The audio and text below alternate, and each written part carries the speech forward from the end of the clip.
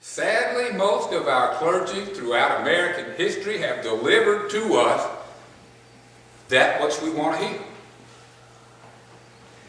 Folks, you read the Bible and you will find out that Jesus laid down for us a much more challenging path than the one with which we have grown up.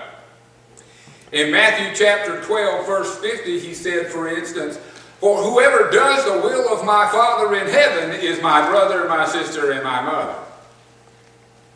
He also said, "You are my friends if you keep my commandments." That's what he said. How can we do the will of the Father? How can we keep the commandments of Jesus if we do not study God's written word? How can we be the friend of Jesus Christ if we do not know what God has done to shape God's people for 3,000 years? Scripture stopped being written 2,000 years ago.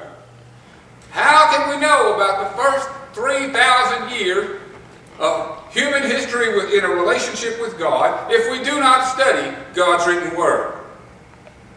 How can we know what God has done to form God's people?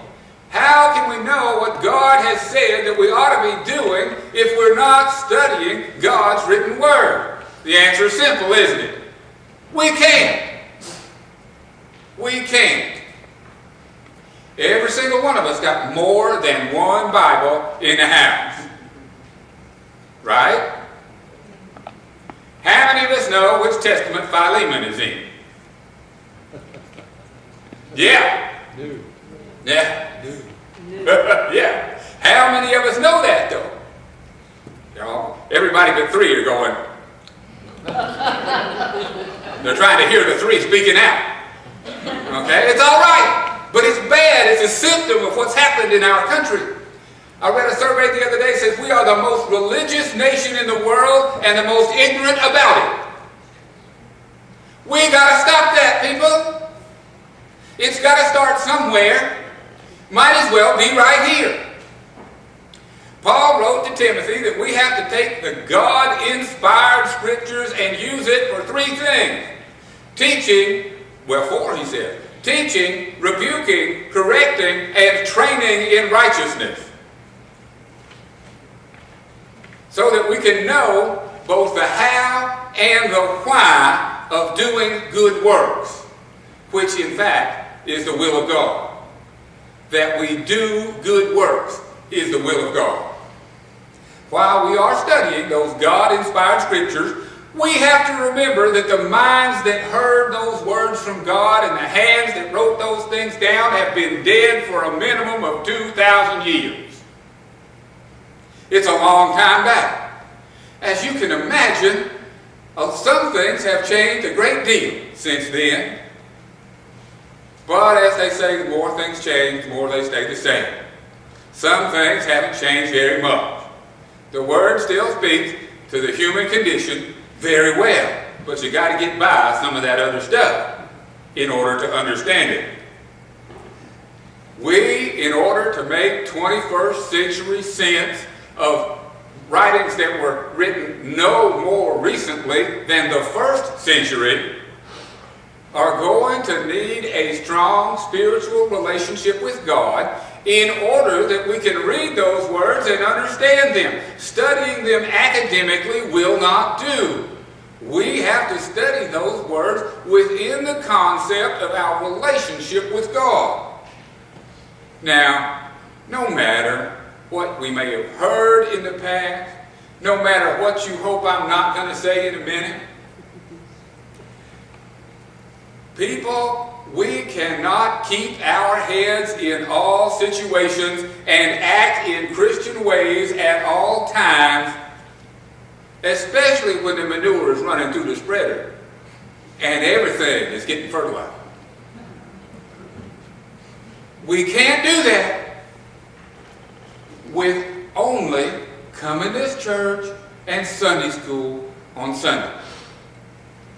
There is no way in this world Any teacher anywhere can impart to you everything we all need to know in 1 hour on Sunday morning, maybe an hour and 45 minutes.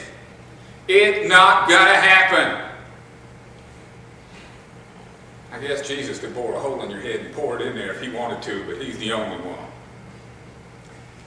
We need more if we are going to become the kind of Christians that Jesus calls us to be. And so, today, we offer more, not in a longer sermon. This morning, on the table outside my office, you will find 4 lists. There's one for Tuesday afternoon Bible studies that start at 1 o'clock this Tuesday afternoon for those of you who cannot come at night. There's another one for Thursday evening Bible studies that start at 7 o'clock on Thursday night this week at my house. There are 2 more for studies that will begin in January if you are already too booked to come to these. And even if you're booked for this Thursday, you can sign up for these 8 sessions anyway. Because we'll let you out of the first one if you really have to. But the next 7, we really expect your attendance. Only 8 weeks at a time. We're calling it Christian Basic Training. If you're coming, read Matthew 5, 6, and 7 before you come.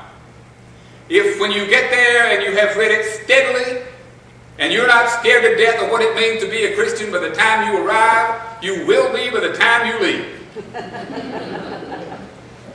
You get into the red letter words of Jesus and your knees will not. I know mine do. We're going to do this. And we're going to do it because this is who we are called to be. Amen. You don't have to sign up for both groups. The subject matter will be basically identical. It will come out to us in different ways because different people will be there. There, I said there were 4 lists. Mm-hmm. If you really can't sign up now, if you're scared the holiday season will keep you from coming, well, maybe a prioritization thing is in order there, but maybe we can't get there until we get you through Christian Basic Training. So we set up a second set that will start 8 weeks in mid-January. Hopefully after I get back from my vacation. By Christmas time, I'm going to need one. It is time for us to be the ones to put the end to Sunday morning only Christianity. It has got to stop.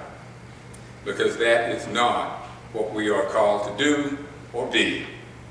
It is time for us to practice a faith that drives our every action Monday through Saturday and the rest of the day on Sunday. And it is time to stop talking about it and start doing something about it. Amen.